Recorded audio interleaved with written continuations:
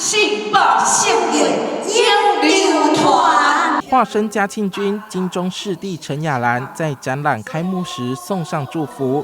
白鹭鸶文教基金会邀请到世界各地600名不同领域的人物，以明信片做载体，策划祝福台南邮递艺术展。台南400年以来，有这么多无同款的族群伫遮生活，留足侪个迄文化愿景，甲迄个文化遗迹，伫遮堆叠，毋则成就今仔日台南是一个古都。见证迄个时阵，你是甚物理念？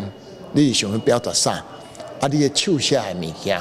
甲你画的物件，就足重要，足难得的。咱是一个跨时空，伫个无同的多元的文化内面，有这个台湾的发现。1624年，世界走进台南；2024年，台南继续走向世界。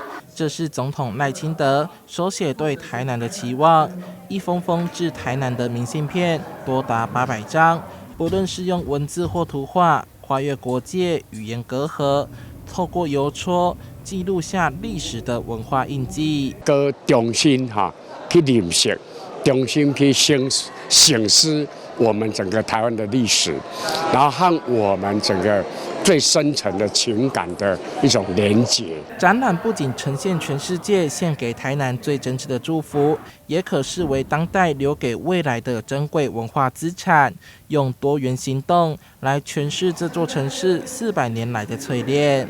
记者陈怀谈的报道。